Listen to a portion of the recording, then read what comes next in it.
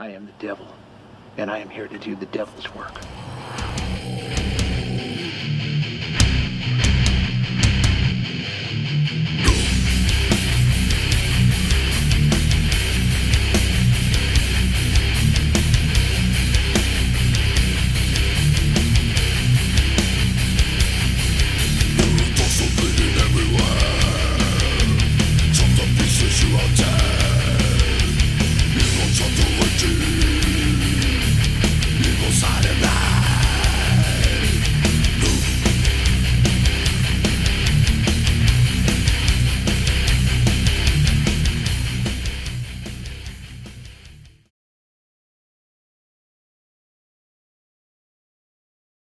Hey, Matt here from Castle, guitar player, San Francisco.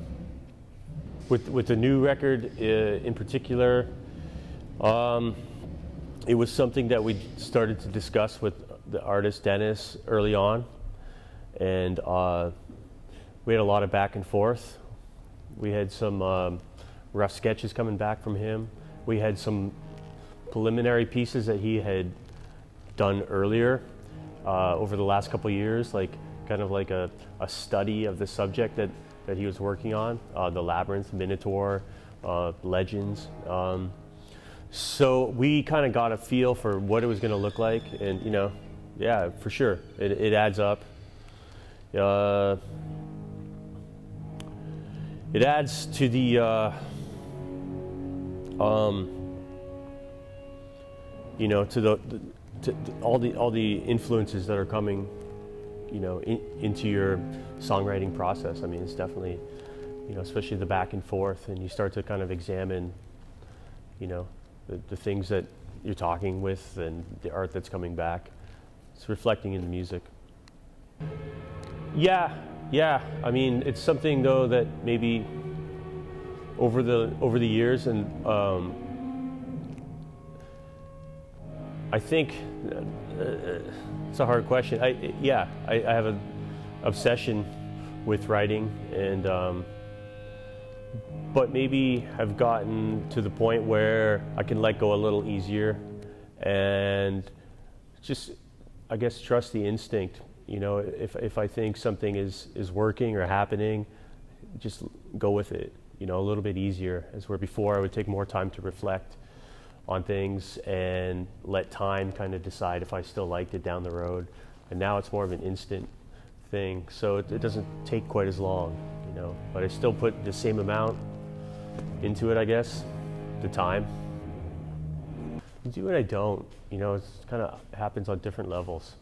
And yeah, there's some underlying things that we would keep coming back to during the process of writing, but at the same time, I think I would feel pretty constricted and just sticking with that. So like everything is open during that process, you know, like things visually you're seeing or hearing music, or, you know, it comes, you know, I get inspiration when I watch movies a lot, hearing background soundtrack stuff, you know, something will click in my head and I'll hear it like a little bit different, and then that'll just kickstart an idea, you know. So like, and I guess an underlying theme, you can marry that easily enough, and kind of like, especially like certain scales and chords and things I use throughout the record, like musically there's a theme as well.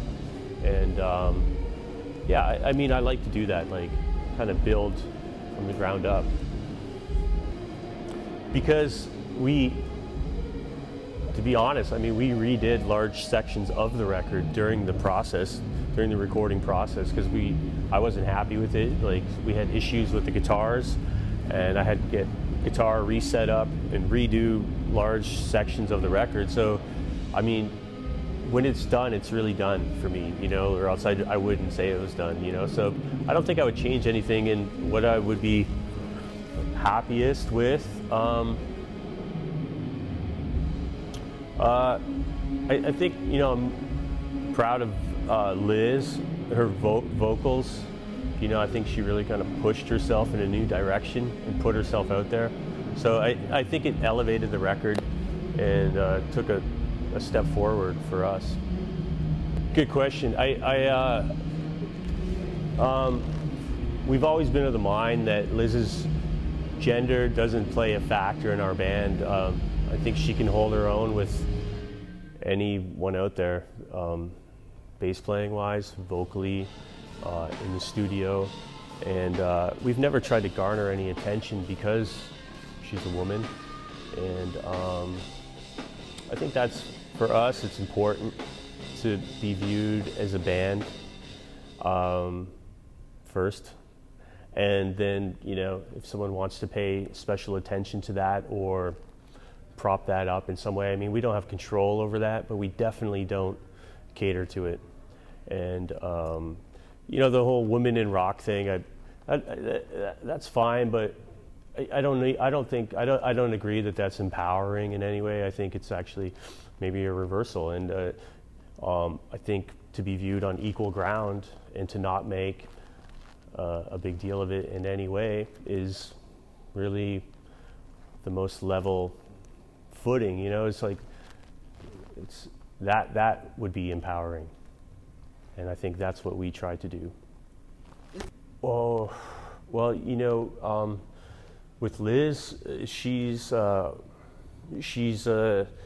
I've played for a long time, you know, in my life, but playing alongside her, I don't know if I've ever played with someone that's such a natural entertainer, you know, because when I'm up there playing, I'm playing my guitar, and I'm not really thinking so much beyond that, and I think she's projecting, and I think people really relate to that, and I think that's why we've had some success. It's because people are connecting with her, you know, on stage. So that's really, it's fun for me to watch, man. I watch her on stage, and it's great.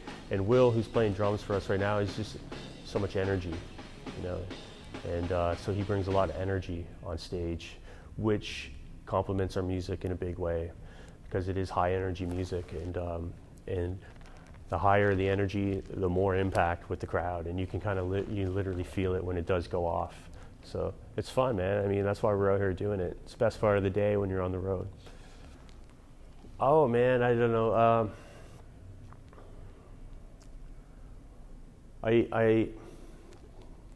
I mean, I still listen to, you know, bands, my favorite bands. Like I like discovering new bands, but I guess I don't as much as I should hear new things that really catch me. But we do play with a lot of bands when we're on the road, like a lot of local bands, and some of them are great. I think that's what I enjoy most is kind of connecting on that level of underground and DIY shows that we do, and you see the spirit. You know, why I started when I was a teenager. Same thing, you know, putting on shows in the small town where I'm from, and it's been really invigorating actually to come back to that in my life. After all these years, and see that that's still the same spirit out there, and the sound might be different, and people might look different now. It's like not the stereotypical headbanger look or whatever, but it's that's by far the highlight for me. And maybe the downside of the modern age would be like maybe just a glut of there's so much. Maybe the bar has been lowered. Back when I was younger, the guys that played in bands really had to work their ass off to play and make those demos and send them around. And so it's easier now, which is great. But it also is, the flip side is it's really easy compared to the way it used to be, you know. So not really easy, but it's easier. So I think you have people, you know, maybe that aren't in it for the long haul, that are, you know, there's just so much music out there, and maybe people it's not as easy to find the really good things as where before. Maybe only the really good things got to that point, you know, the really good music came out. I think we'll do a little more touring. Trying to set up a Canadian tour right now, which is where I'm from originally. So we toured with the Sword across most of Canada last year, so it would be good to go back and see if we've made some fans along the way, and just see the country. I mean, it's beautiful to tour across. Other than that, I think we're going to try and go back to Europe as well, because we went there earlier in the year, but the new record had been delayed a little bit, so the people we were playing for, we were playing the new songs, and they weren't even out yet, so it would be good to go and do it proper now that it's out.